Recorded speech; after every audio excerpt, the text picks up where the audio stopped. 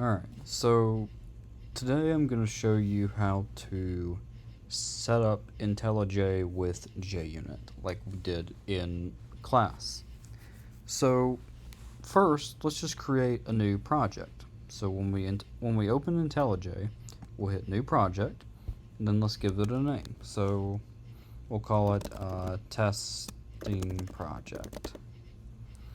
Then make sure you hit Java as the language, IntelliJ as the build system, and then for the JDK, anything newer than Java 1.8 is fine, but if you just want to stick with what we're using, just go down to Add JDK, click on Open JDK, and then when it pops up, it'll automatically populate it with the newest version of Oracle Open JDK.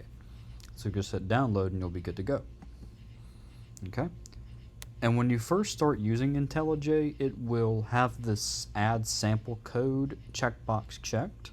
So just uncheck that because it's going to give us a lot of code that we don't want to have to deal with. Alright, so then just hit Create.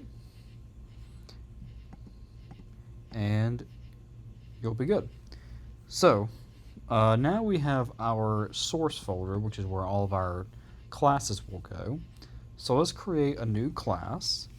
And then let's call it test driver. Okay. So by default, it's not going to have anything. Let's zoom in. There we go. So let's just create a simple method. Let's create a method that adds 1 to its argument. So public static int add 1, and it will receive an integer. And then let's just return in. So there's a reason why I'm doing this and not implementing it correctly, but we'll get back to that. So normally we would do the whole Java doc with the purpose, the parameters, and the return value, but just for the sake of this video, we're not going to do that. Okay, so to create a test for this method, we want to go up to the class, click on it, and then right-click and hit Show Context Actions. You can also press Alt-Enter, or if you're on Mac like I am, you can press Option and Return. So let's just hit that. And then click on the option that says Create Test. And then if it's the first time that you've done it in this project, it will say No Test Routes Found. Just hit OK.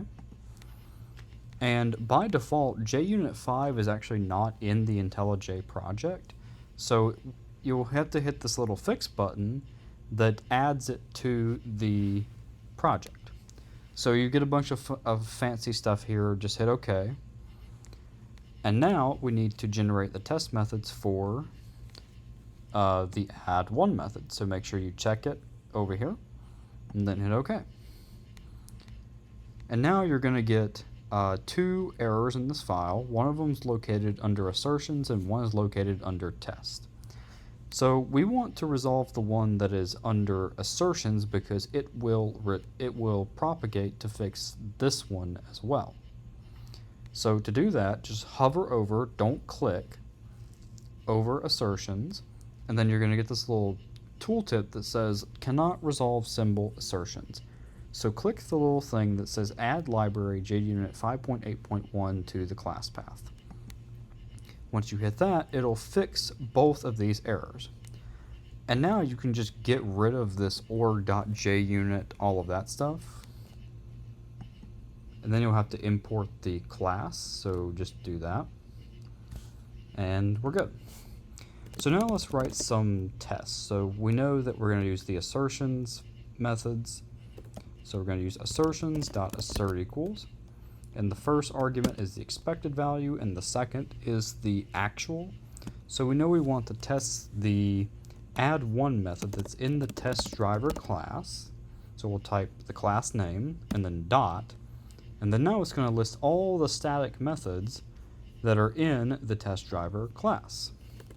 So let's just use add1, and let's give it a value. So if we add 1 to 3, we expect to get 4.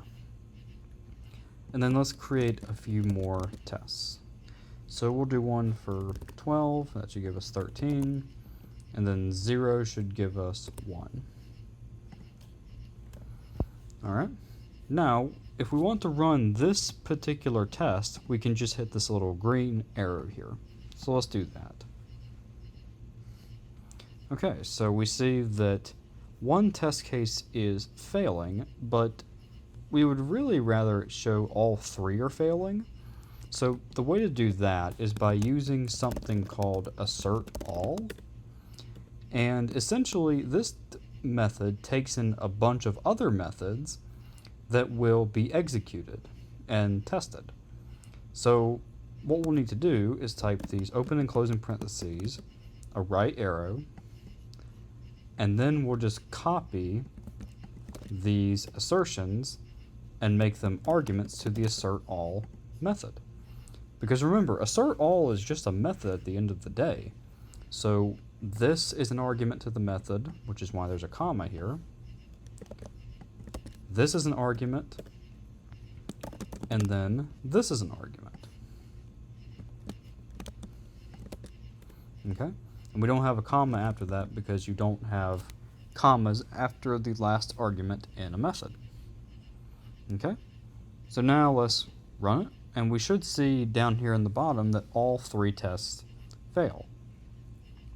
It still says tests 1 of 1 failed because we only have one test method. Okay, but we see that all three assertions fail. So now let's actually fix the bug. So we're going to return n+1, and then let's run the test. And all of them pass. Alright, so now let's add another method. Let's add sub1, public static int sub1, and we're going to return n-1. Now to generate a test for this method, we're going to scroll up again, click on the class name, right click, show context actions, and create test. And we're going to do the same thing we did before, except we don't need to do the fix again. We just need to check the method that we want to write tests for, which in this case is sub1. So hit OK. And you're going to get this method that says already contains class names test driver test, update existing class. So yes, just hit OK. And that will add the sub1 test to our test class. Okay? So now let's just copy these, and we can fix the assertions to use sub1 rather than add1.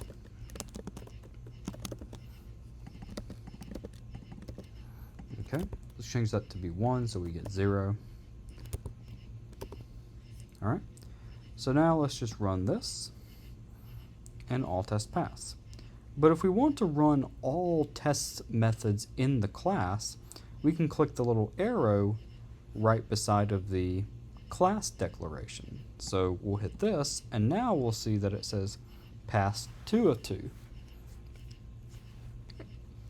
And 2 of 2 passed because we have 2 test methods, which are denoted by this @test annotation, and both passed. Okay? So hopefully this cleared some of the confusion up, and this is what you should do whenever we write tests for our methods.